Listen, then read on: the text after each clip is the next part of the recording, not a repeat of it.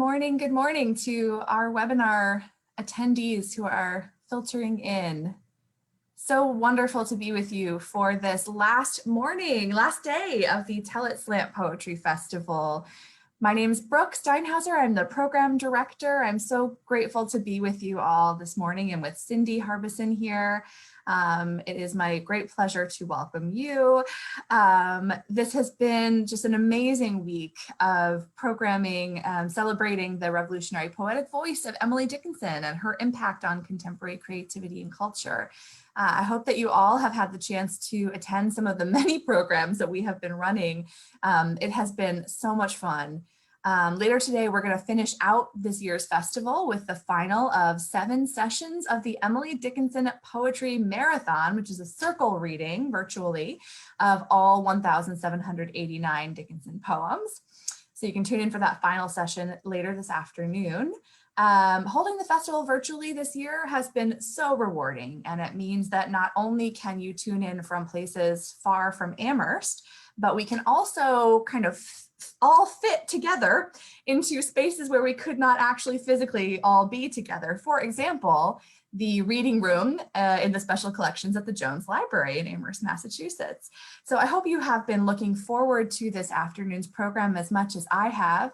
Our guest, Cyndi Harbeson, is going to give us a tour of highlights of the Dickinson collection held at the Jones Library, Amherst, Massachusetts.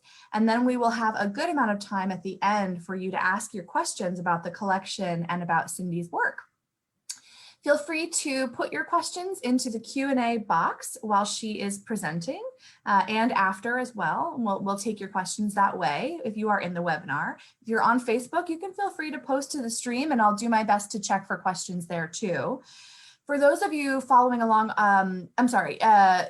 just so you all know, this program will conclude no later than 10:15 a.m. Eastern Standard Time this morning. So now I am delighted to introduce our guest, Cyndi Harbeson. She has wanted to be a librarian ever since she was a kid, keeping her mother company in the Newington Public Library in Connecticut, where her mother worked. But she also loved history, and she has a master's of art, an MA in history and a master's of science in library science with an archives concentration. When an undergraduate at Simmons, she realized she could marry her two passions.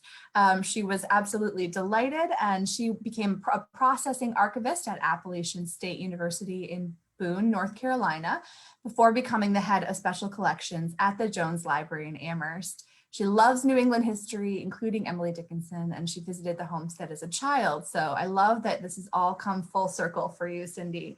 Thank you so much for being with us. I'll turn it over to you. Thank you, Brooke. Thank you. It's such a pleasure to be here and to share our collections with you virtually. And I'm just gonna share our screen. Okay. So a virtual tour is very different than what I was, am used to doing. But we put together some resources and highlights of our collection. One of the strengths, the real strength of our collection is that it places Emily Dickinson in context. It really shows what her life was like in Amherst, because she's such a person of one place. Not a lot of other poets and authors are really, associated with one place the way that Emily Dickinson is with Amherst. And our collections really highlight Amherst and what her life was like here.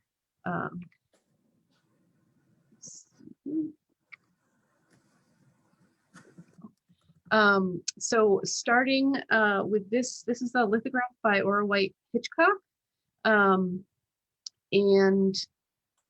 it's from it was done around 1833, so at the beginning of Emily Dickinson's life, so you can sort of see what Amherst was like when she was born and when she was growing up here.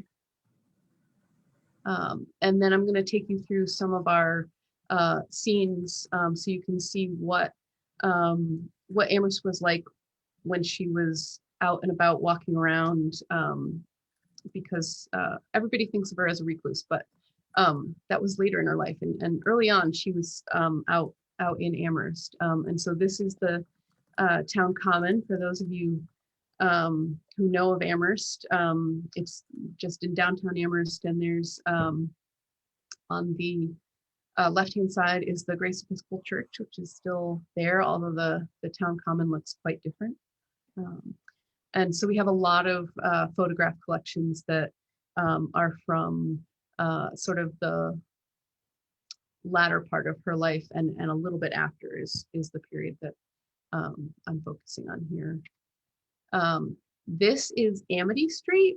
So she definitely would have been walking around town here. The Jones Library is now on Amity Street. It's where the buildings on the right are. And then you can see on the left, I hope you can see my cursor. I'll sort of circle it. That's the Amherst Street School where the Amherst Academy was, which we'll talk about in a minute. And then this is, if you're familiar with Amherst, this is where the Bank of America building is now, and then the Amherst Center is there. So this is North Pleasant Street. So when she was a child, she lived on North Pleasant Street, down the street from here. So she would have been walking up this street, and this is a little bit after her lifetime, but the buildings are still there, and that's the brick buildings are still there, and that's sort of what the same sort of space that she would have occupied. And then this is Merchants Row, seen from both sides, and that's South Pleasant Street. So she would have seen these buildings. This is where the dry goods store that she frequented, or her family frequented, was. And there was a hotel at the corner here during her lifetime. And then this is the view of that hotel. So that's the Amherst House. And then this is looking up Main Street. And then this building on the left here is the Palmer Block, which is pictured here on the right. That's where her father had a law firm, his law offices, and so Edward Dickinson and then Austin Dickinson, her brother, also worked in those offices in that building. So it was just down the street from where they lived, very convenient. And then these are two other pictures of Main Street. So that's the Evergreens, her brother's house on Main Street. And then this is the opposite view of Main Street looking into town. And so her residence was up out of the screen on the right. And so it was, I just am amazed by the dirt roads and just, I mean, how muddy it would be in like March. It just would, it gets so muddy. And then these are two more of Main Street. This is where you can see the First Congregational Church, which was very close to her house.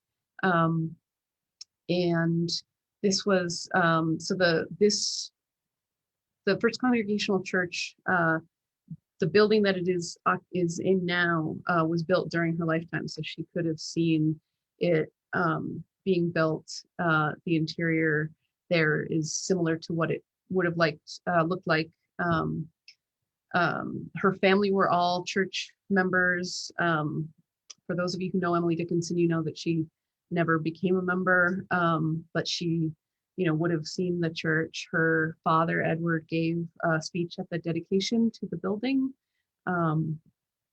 And we have the First Congregational Church records, which are really important to the town, but they also say a lot about her family, and sort of by her absence from that about her.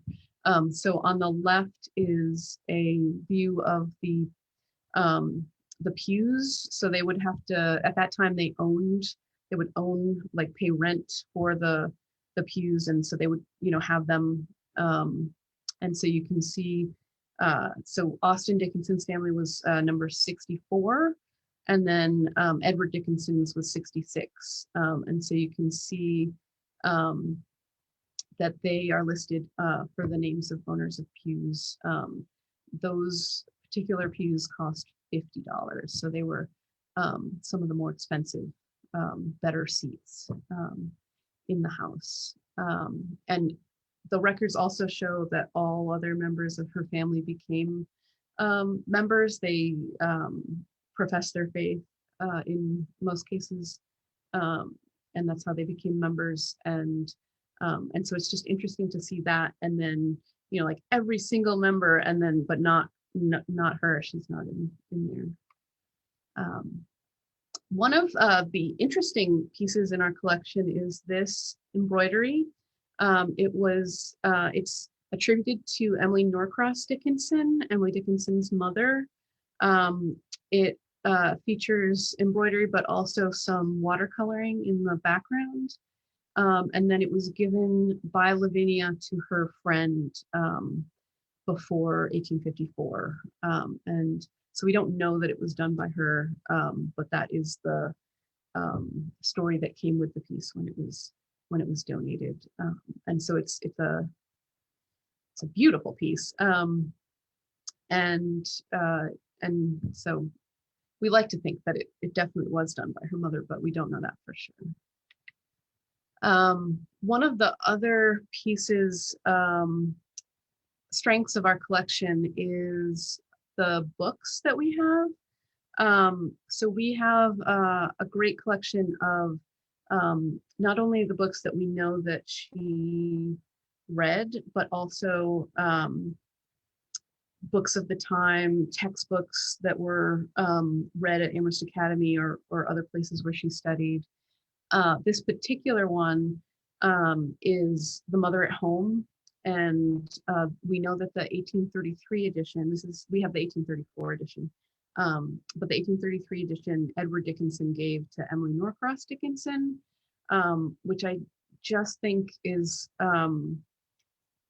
so interesting because she already had kids and she's getting this book about like how she's supposed to be a mother from her husband. And so I just think that the table of contents is just so interesting in terms of that. They had a lot of books during that time period about like how to act, as a mother, but also, as a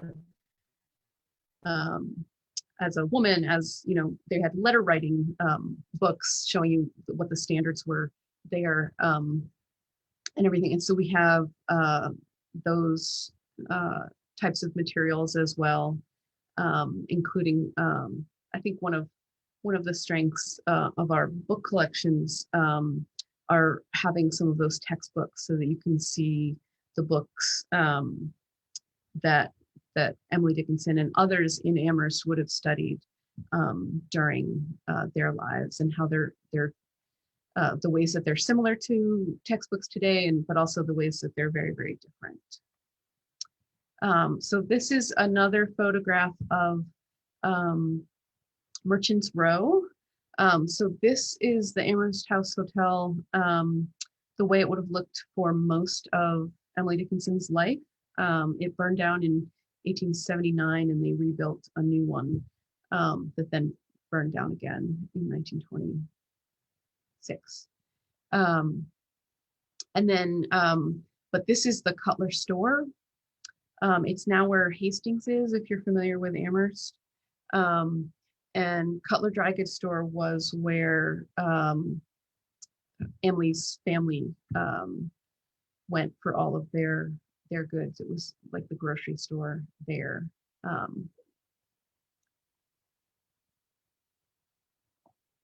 The Cutlers were actually related to the Dickinsons through marriage. Susan Dickinson, Austin's wife, was the sister-in-law to one of the Cutlers who was involved with this store. And we have the account books of the Cutler and George Cutler and Company store. It came through different names, so I believe at this time it was the William and George Cutler store. And then it later became Cutler and Sweetzer's. So this is from December of 1875, and you can see on this page, this is all of the purchases for the Austen Dickinson household. And you can see just by comparison how much they take up a whole page, whereas a lot of the other people who are purchasing items, it's like a small, this is more the typical entry, they just bought a couple of things at a time. But this one is really, and you can see, 2 yards of ribbons, a knit jacket. So they bought, you could buy clothing, but you could also buy like canned peaches, salmon, nutmeg, and all sorts of different goods that way. And then on the right here is for the Edward Dickinson estate. So it was still purchased under his name even after he died. And so you can see what they're buying: flour and sugar, eggs to make, so that Emily Dickinson could do her famous baking and all of that. It's interesting to see just what, like, the diverse amount of things that they had. I never would have thought that, I know that Emily Dickinson made coconut cake, but the fact that there were coconuts in Amherst in 1875 is just really, it's really interesting to see that and just see what different people are buying. And I wish that you could all, flip through the books yourselves, but this is just a taste of them, and they're really just such a rich information to be able to know what her family bought during a particular time, and compare that to what other people were buying. So this one is really hard to see from a virtual standpoint, but this is the valuation list for 1863. And so they go all the way across, and the thing I like about our collection is that it does have so many things that ground you in Amherst, and so you can sort of find these different ways of finding information about Emily Dickinson without really looking for her. Like, you wouldn't find her in the valuation list, but you can find information about how she lived in it, because her father is in there paying taxes. And here's a close-up of part of that. So you can see Edward Dickinson, and you can see it's listing the description of the taxes, and it goes all along, and it lists what property he has. It lists the farm animals that he kept. He had a carriage, so you can really get a sense of the things that he owned, and that therefore Emily Dickinson sort of grew up with or lived with that way, and get a sense of her within the community and her household standing within the community, in comparison to his entry is like huge compared to a lot of the others, because he was one of the wealthier people in town.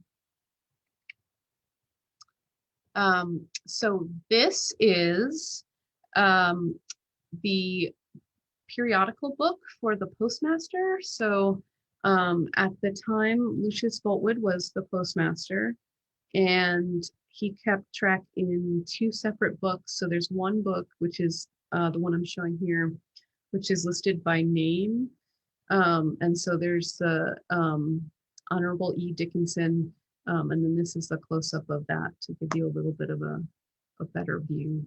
But it lists, so anybody in town who had a subscription to a periodical. So we know that Edward Dickinson subscribed to the Boston Courier because it's listed there. And then he had a separate book for all the different magazines. So then you could see, and periodicals. So if you looked up in the other book, Boston Courier, you could see everybody in town who went,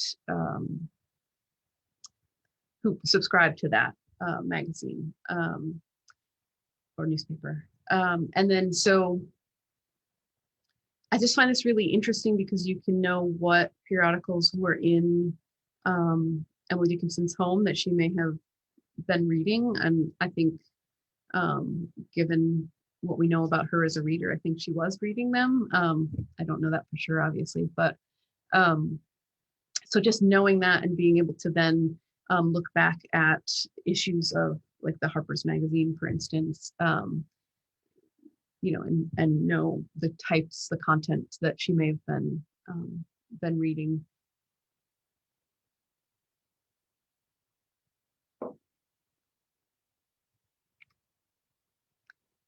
So moving into some resources that more directly relate to Emily Dickinson, we have a really rich collection of materials related to Amherst Academy.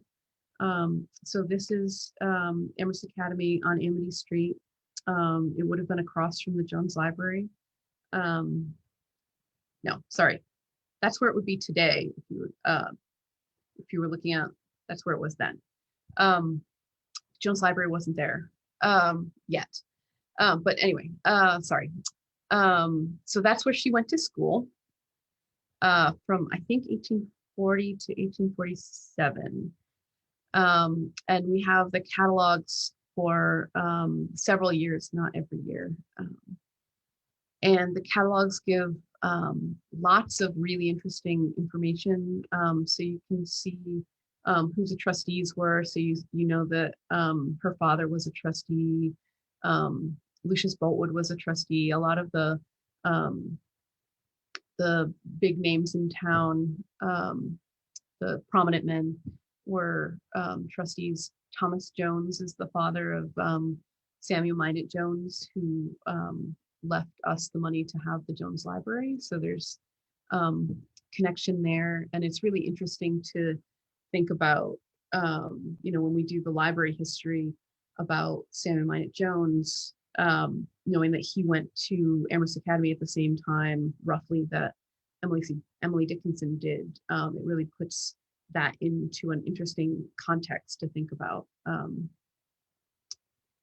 And then they list everybody who attended the school and where they came from. So some people were from Amherst and attended it, but also they had boarders who attended the school, and they separated out male and female. So you can see in this year, Emily Dickinson is here at the bottom, and her sister Lavinia was attending that same year.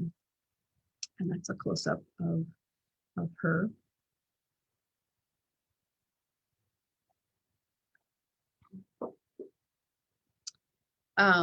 So it also lists the textbooks, and so that's how we know what the curriculum was, what they were reading about.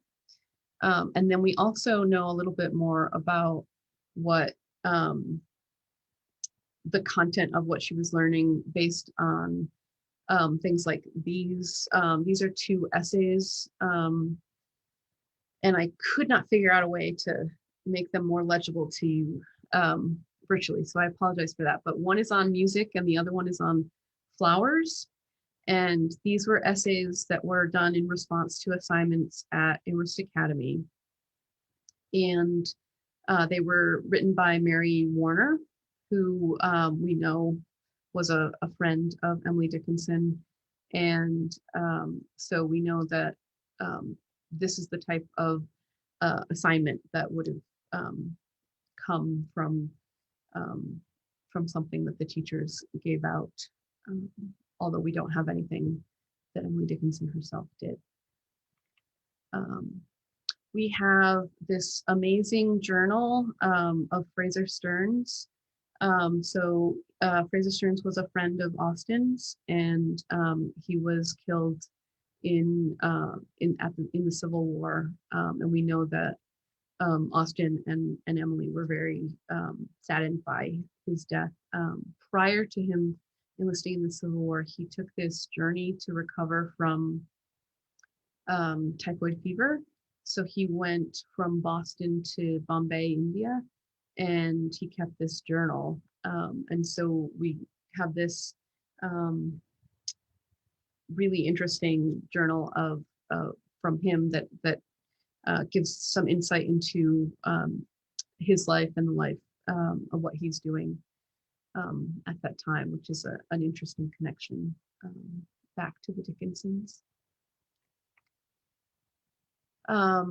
One of the more popular pieces of our collection for researchers are these sermons and some of the other sermons in our collection. Particularly recently, we've gotten in the last couple of years a lot of interest in our sermons and what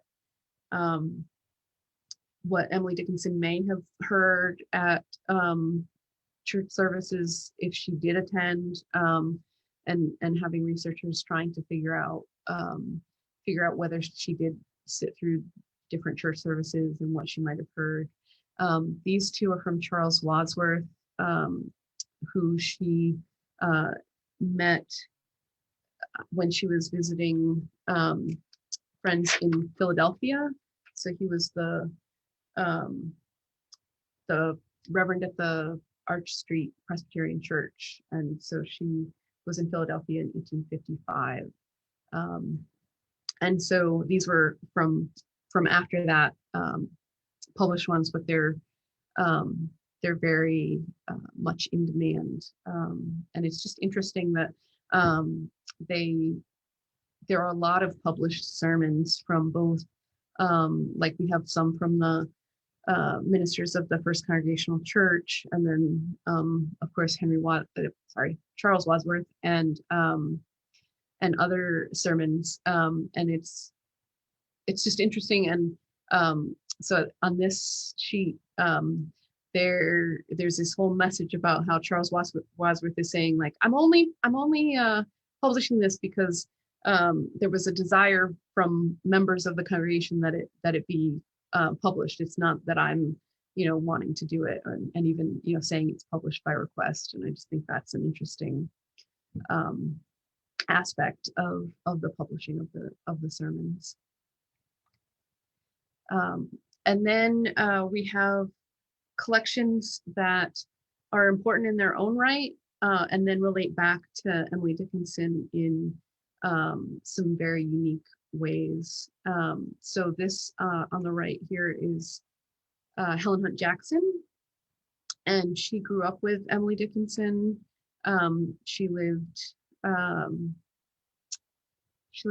well, it was South Pleasant. It wasn't called South Pleasant Street, but it's today South Pleasant Street.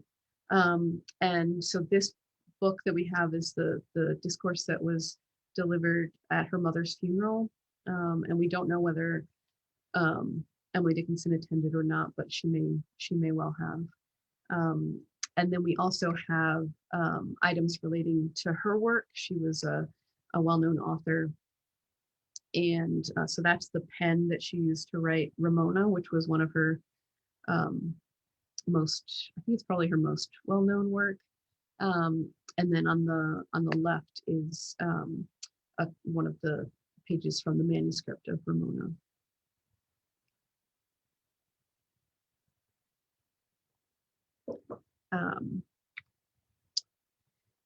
We also have two letters from Emily Dickinson, one to Helen Hunt Jackson, and then this one, which is one of my favorites, that was written after Helen Hunt Jackson died. She died sort of suddenly, and Emily Dickinson wrote to her husband to sort of ask what happened, and that's in the collection.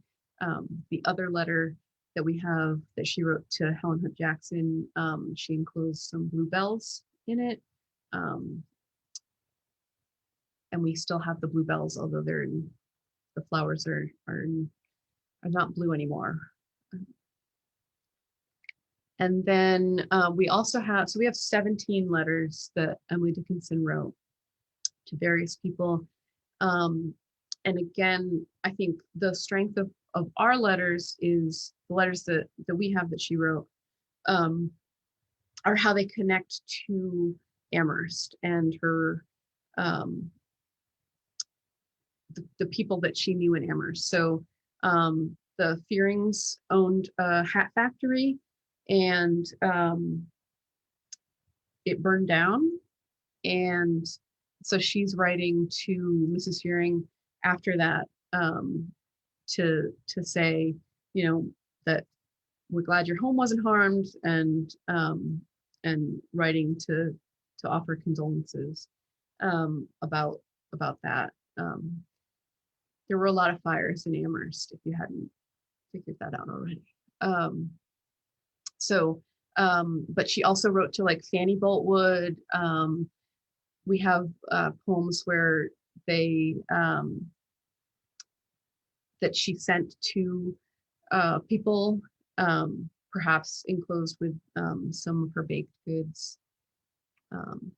And then, of course, we have 4 of her poems. This one is A Little Madness in the Spring. And the 4 poems that we have were all sent to people. So that's why they're all, I think that's why they're all signed.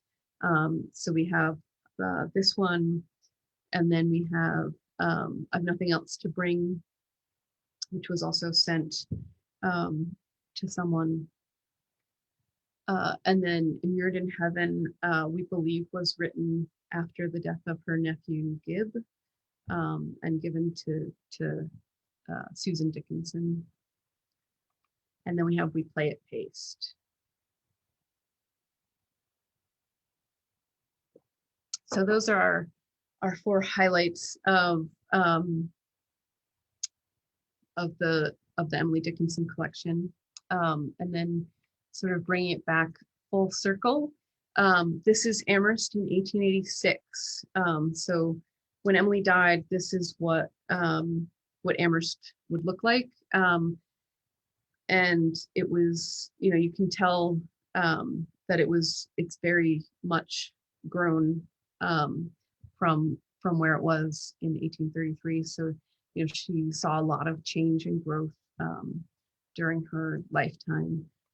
That is where the Emily Dickinson house, the homestead, is in comparison to the rest of the town. And so those are some of our real strengths in the collection. I really like that we can connect to lots of people in Amherst. I think Emily Dickinson, of course, is a very important person, and is someone that we focus on a lot, but it is interesting to see her connections with others in town, and that we can find information about others in town. And those are the, you know, the streets that she walked that we can walk today. So I'd be delighted to answer any questions that anybody has. Cyndi, this has been what a wonderful group of resources you've pulled for us today. Thank you so much. I love how you brought us through streets of Amherst in Dickinson's time. I love how you brought us right into the church to see the family's pew. I mean, that's just so viscerally amazing. You've shown us the family shopping lists and the reading that Dickinson was doing, and the Dickinson family were, you know, the subscriptions that they held as readers, because we know it was truly a family of readers. I love how you've talked to us about Dickinson's schooling. We have a lot of really great questions rolling in, and please feel free to put them in, everybody who's here. We're going to we have a good amount of time to get to plenty of questions. I thought I would go ahead and begin with one of my own, which is, so this Dickinson collection at the Jones has been growing for some time now.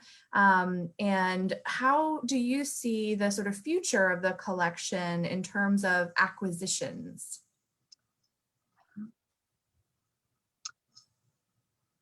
Well, I'm here, I'll stop sharing my screen.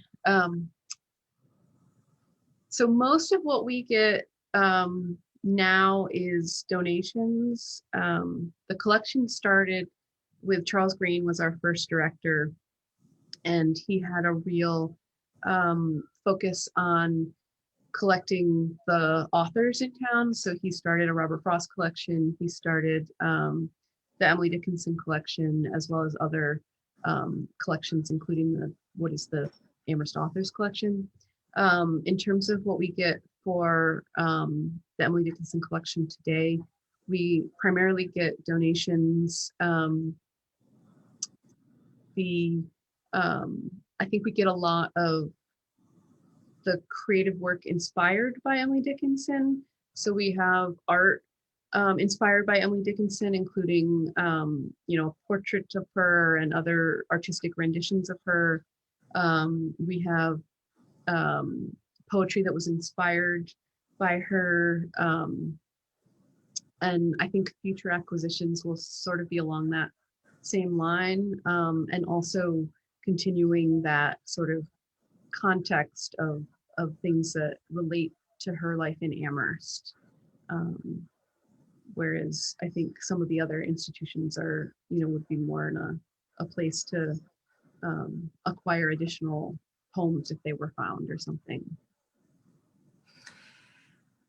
Speaking of, potential future acquisitions, or additions to the collection, I should say. Rob, I love all the questions that you've got, Rob. I'm right there with you. So he would love to know, for those of you who may be less aware of this, Dickinson had a group of girlhood friends, sort of a circle of 5, and they were all at Amherst Academy together. They were all really interested in music and writing, and we believe that we know that they worked on a kind of not really a publication because it wasn't published, but a sort of written project together called Forest Leaves.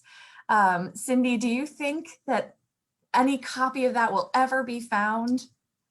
I hope so. I would love it. I would so love it. Yeah. No, I would love it. I don't know. I don't know, but I feel like there are things that pop up all the time. So I remain hopeful. Yeah.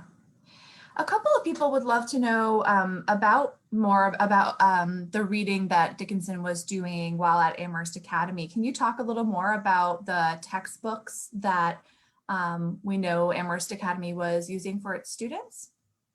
Sure. We know, for instance, that they used Mitchell's geography book, and Mrs. Phelps' lectures on botany was also one that we think Emily Dickinson was heavily influenced by. The interesting thing about the textbooks is that they're very dense books for the level that I would think that they would be reading at. So I find that very interesting. But yeah, so those are the 2 that I can remember off the top of my head for that. But I know that there are lists, and we have the full, the 1840 catalog is on our Digital Amherst website, and so you can go see that, and it lists in the back of it what all the textbooks were for that year. That's a great transition into the next question, because some of you are asking specifically about some of the resources you saw today, the Cutler's dry goods records, the some of these other ledgers. You're wondering if these have been digitized, and I think this would be a good time to ask Cyndi. So what of this collection is available digitally, and do you see more of it becoming available in the future?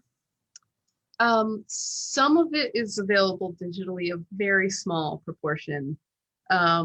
It's all that is up there is on digitalamherst.org.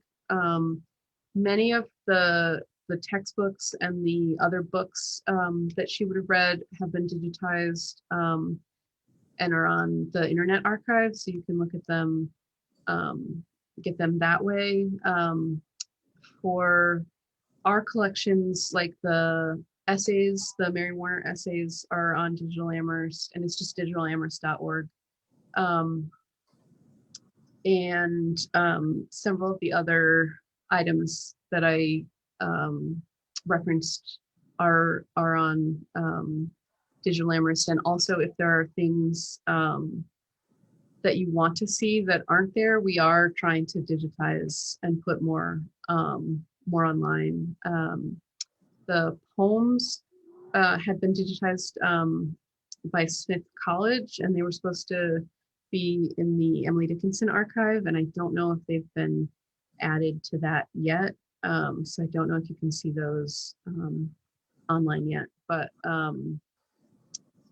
yeah, so a lot of it has been in terms of what I referenced today. All of the photos are on Digital Amherst, and then but some of the other pieces, a lot of our other things are not. But you can also contact us, and we can. You know, our building is closed right now, but we're still available if you have research questions or want access to resources. We can scan it and send you PDF, so we can you know, try to digitize something specific if you have a specific need. Cyndi and her staff are an amazing resource for researchers, for Dickinson fans. So I definitely encourage you to check out some of the online resources she's talking about, and then also, as she says, to be in touch with them directly if there's something that you need or you're looking for.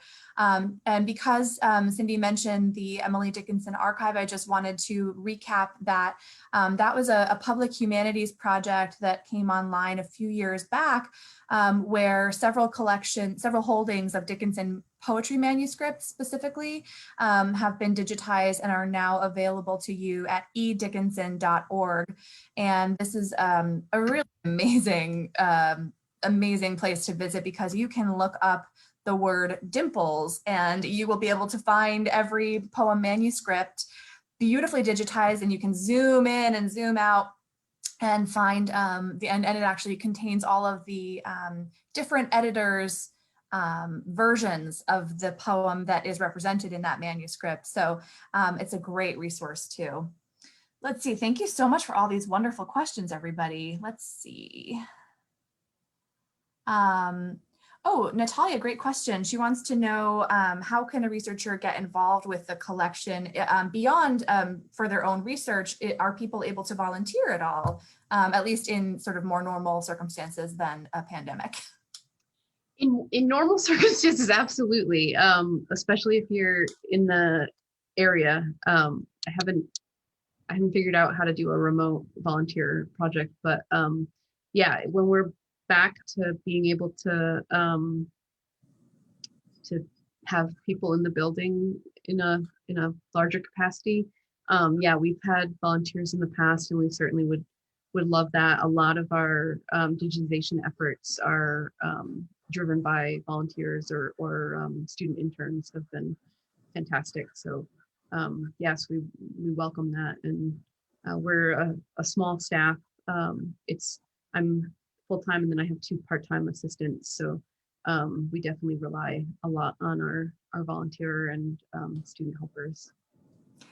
We have Rob wants you to know that if being able to volunteer remotely ever becomes an option, sign him up. And I think that would probably be true for a lot of the folks on this call today. If you need someone to be transcribing for you from Idaho, they want to do that.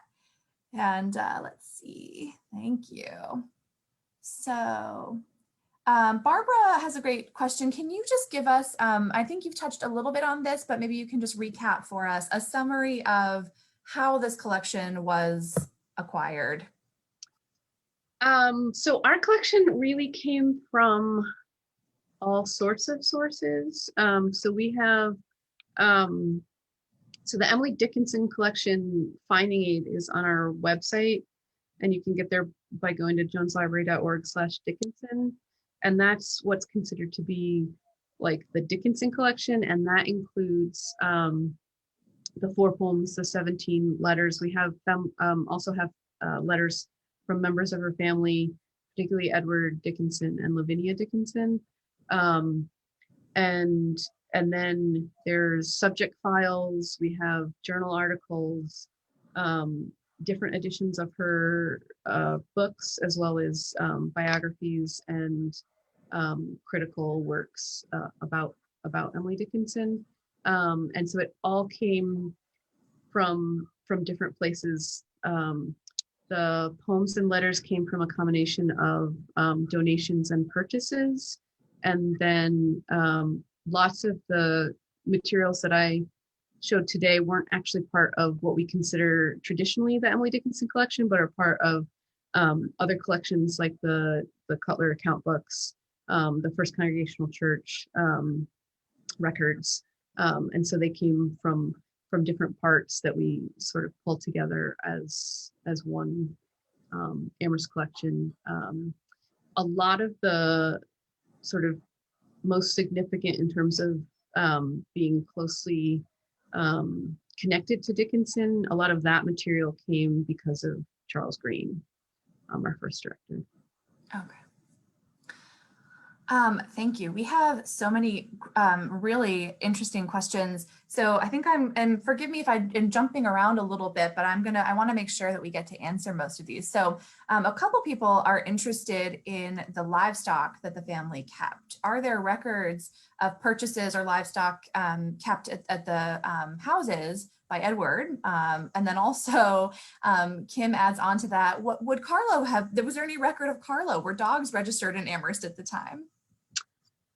I don't think that the dogs were registered. The dog licenses that I've seen are from later. But in terms of the livestock, they have detailed tax records. So you can see year to year what he owned and what everybody in town owned. Edward Dickinson was also involved with the Hampshire Agricultural Society, and we have their records. So there's minutes from their meetings, and there's a lot of they publish these transaction books, so there's a lot of information there, as well as information about their shows, so you can find out about that. But the valuation lists are actually remarkably useful for all manner of things that I never would have considered. I was like, these are tax records, like how interesting can that be? But they're fascinating because they can tell you, that he had a carriage, and that, he had a cow and a pig, like whatever that year to year that he had. And so you can trace what they owned each year, but I don't think that there's information in there about Carlo, unfortunately. We all wish we had more information about Carlo. Uh-huh. We often get the question at the museum, where did Carlo sleep? Because we're looking at Emily Dickinson's small sleigh bed and wondering, was there room on there for a giant Newfoundland dog and a smallish 5'2" woman on the sleigh bed? Let's see, Judith has a great question. Do you have health records for the town in your collection? She's thinking about this with relation to what you said about Fraser Stearns, and can you remind us what it was that his medical condition was that sent him to India? And was that common for Amherst residents to go to India for these reasons? He had typhoid fever, and I don't think it was common at all for him for people in Amherst to go to India. I think it was pretty interesting that he was sent there to recover. We have some health records, but not detailed in the sense of personal health records. So we can speak to sort of like for the year, we can say there were this many cases of pneumonia for particular years. And that doesn't get that detailed until sort of the 1870s and 80s. And then it gets more detailed after that. So the earlier years, there aren't as much information. But there's also some town reports that have that sort of aggregate information. Thank you. That's great. Let's see, a couple of folks were really interested in that piece that you showed. I wonder if you could show it on screen again, Cyndi, the artwork that we would love to be able to attribute to Emily Norcross Dickinson. I believe it was silk floss embroidery.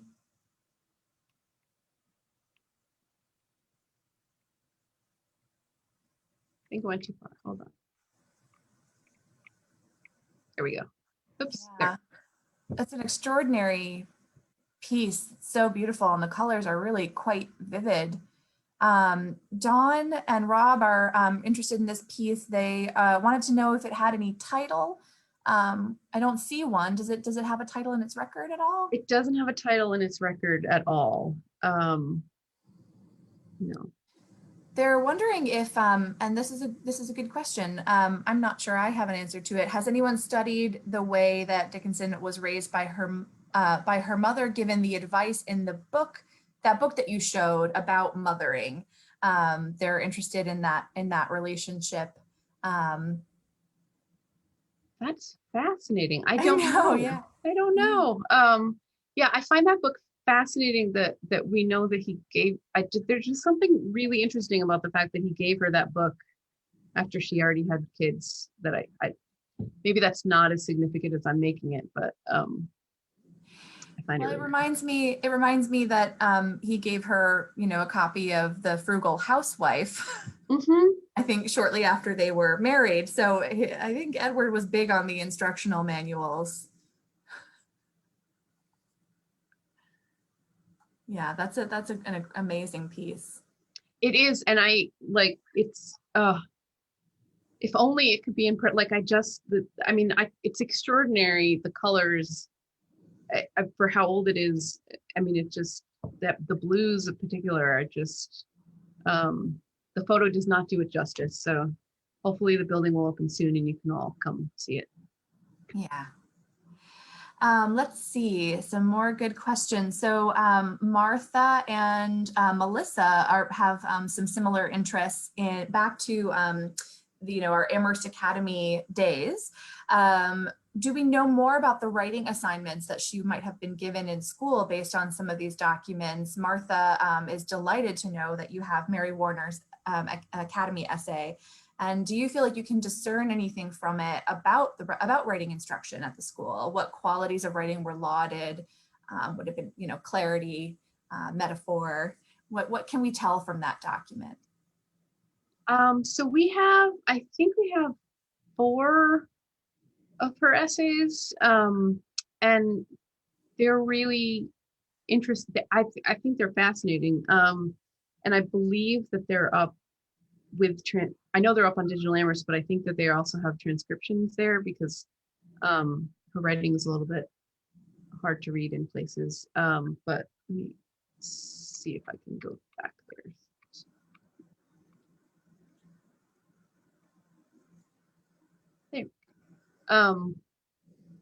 So I think it's hard to sort of get a sense based on the essays, like what the assignment was. The essays themselves have very effusive language. So I'm not answering that question well. But like the flowers essay starts, what a sad, dreary place would this world be were there no flowers? And it just sort of goes on like that. I mean, they're beautifully written, but I don't get a sense of what the assignment would be. I've actually had discussions when we've had teacher workshops with the Emily Dickinson Museum, and we've had teachers come look at these, and I've had conversations with them about, sort of what would the assignment have been that produced these types of essays, and I don't know. There's nothing in the records that we have of Amherst Academy that speaks more specifically to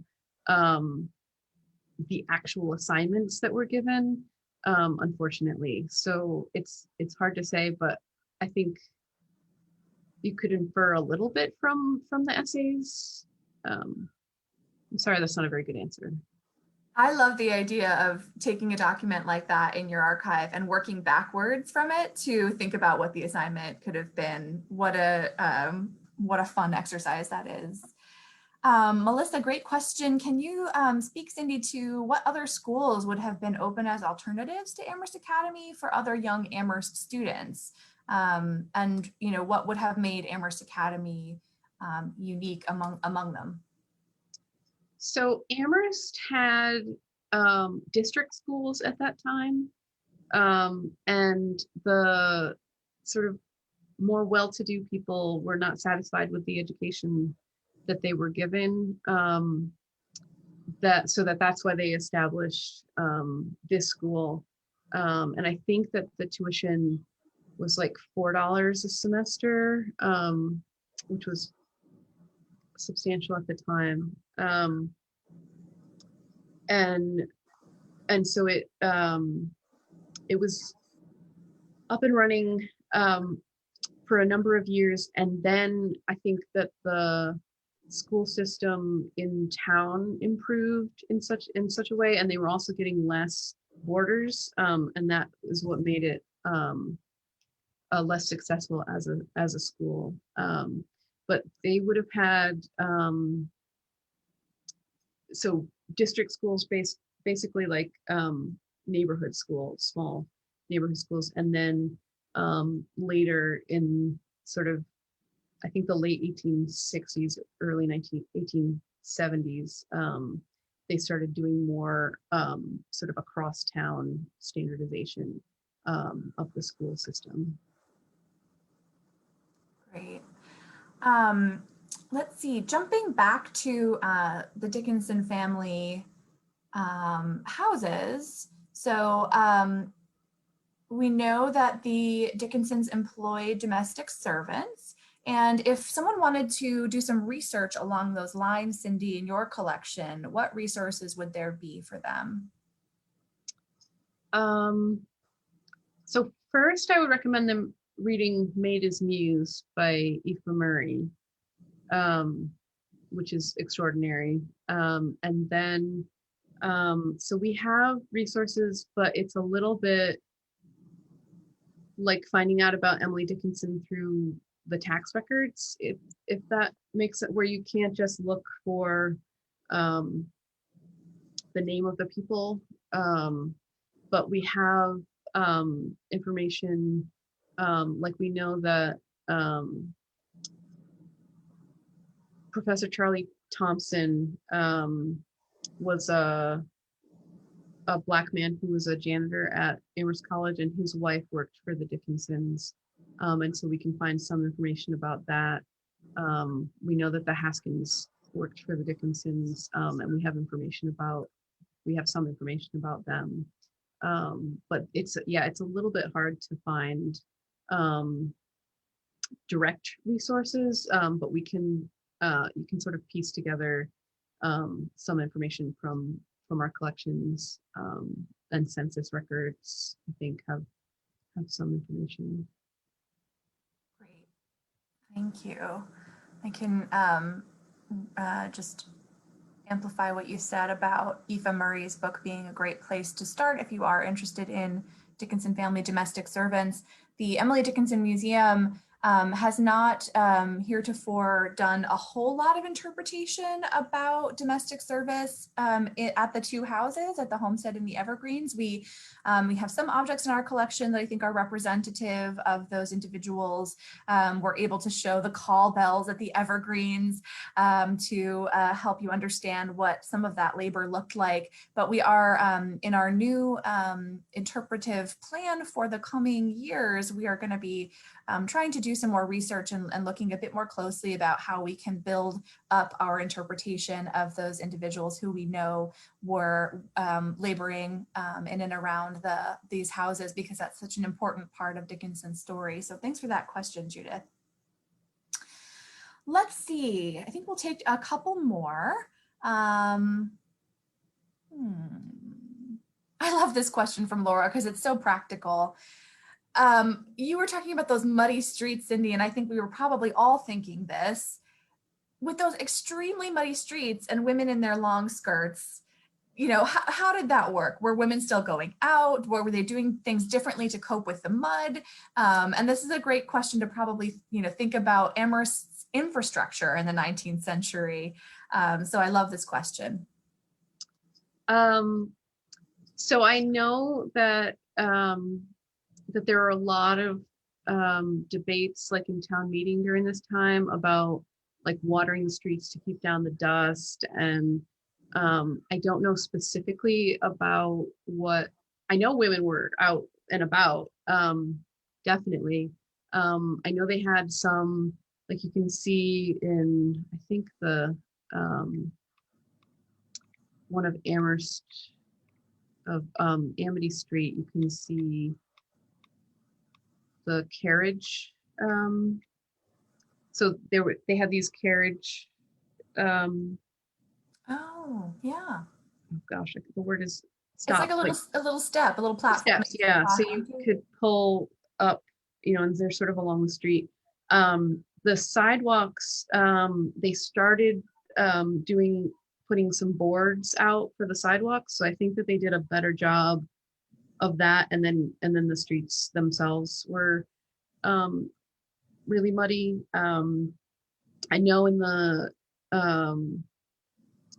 like in the 1870s, we start to see the sidewalks have these big boards out in front of some, and it definitely looks like the sidewalks here are sort of more manageable than the roadways. But I don't know specifically. I mean, I think that I know that they would have the like boot scrapers at the front door because of the mud. But I always think more of like men's boots doing that. So, but I would assume that women would need to do that as well.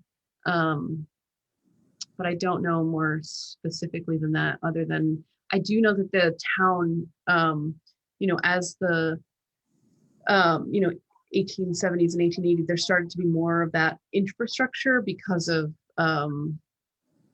things like the mud and the state of the roads, and so they started to do more of that as a town. This is a great question. Oh, just have to share this comment from Robbie. Says, if I always wore a long white dress and roads were like that, I'd stay home a lot too. I love that.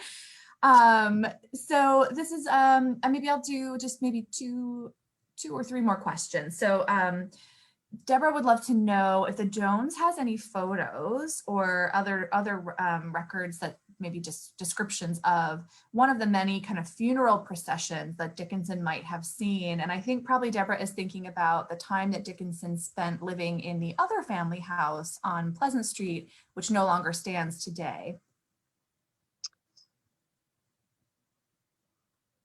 I don't think I've not seen any photos of funeral processions. We have some information about the business that made the caskets, the Marsh business, the Marsh company. So we can sort of get a sense from that, but not in the sense of processions. And then we have some records related to West Cemetery. So you might be able to piece something together, but I don't know of any photographic evidence of that. There are some of the more prominent people in town when they died. There's some pretty detailed descriptions in the newspaper about the funeral. So you may be able to get a sense of that, but that would be sort of the high-end funeral that you would observe. Absolutely. Let's see, this might be a good one to kind of bring us to a close on. We have several folks who are just expressing their envy of your position, Cyndi. They love hearing from you, and we even have a fellow librarian who is loves that you get to do what you do.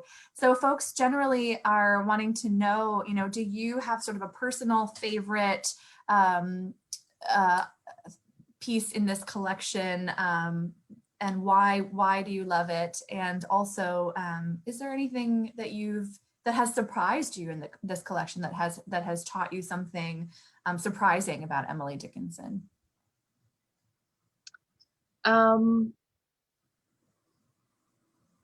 Well, first, I am very, very lucky to be able to work with this collection, not only the Emily Dickinson collection, but we have, I mean, just phenomenal collections.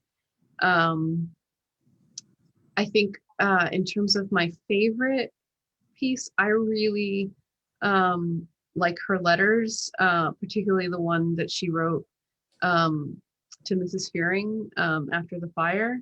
And I like that one because it connects so much of what Amherst is. Like it was a small town, they knew each other. It relates to the numerous fires that happened in Amherst, so there's that piece. The hat factory business was a very important business to town. So I just like how it's very grounded in Amherst, and it's also written by her, which is just you can't beat that. To see her handwriting. I think the parts of the collection that really surprised me, I think the most one that I talk a lot about to when students visit is we have the records of Dr. Cutler, who delivered Emily, and I just find it fascinating that his book makes no mention of the mother at all. So like the father is listed, and then it's listed G or B, whether it's a girl or a boy, and the day of the birth.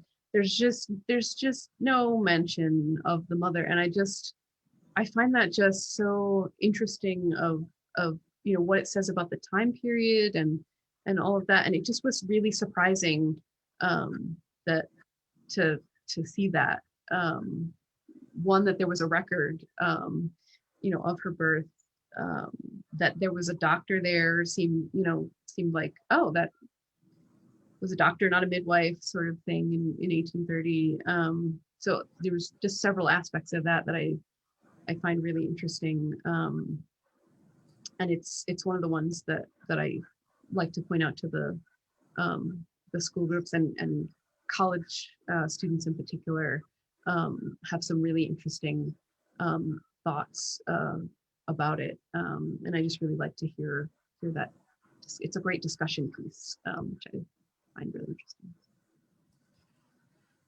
Cyndi Harbeson, this has just been such a joy to talk with you this morning. And we've had some really wonderful questions coming in, and thank you all who were asking them. One thing that I am just so excited about, Cyndi, and I think you are aware of this, the museum, the Emily Dickinson Museum, is beginning the process of cataloging our collection, which is actually happening for the first time. Contrary to perhaps popular belief, the museum is actually pretty young. We were founded in 2003, and that is, and so our collection in that time has not yet been, officially cataloged, which means essentially it's a process of gaining intellectual control over what we have, what stories we can tell with it. And our collection is also in the process of being cataloged, going to be digitized. So we'll have wonderful photographs.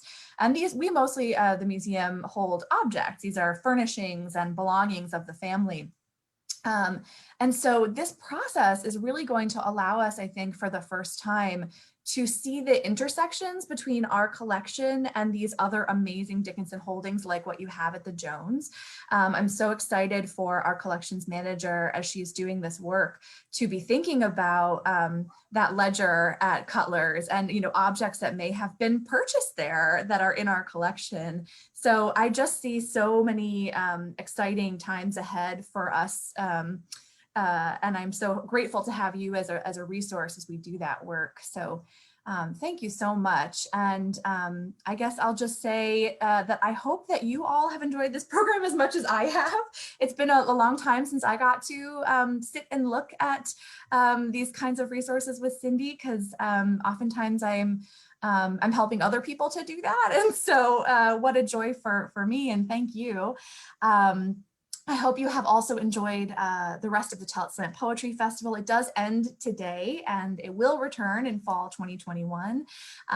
Don't forget to tune in for our final session of the Emily Dickinson Marathon, the poetry reading of all 1,789 poems. That will be at 3 o'clock today, Eastern Standard Time. Remember that you can connect with other festival goers on social media and you can tag the museum.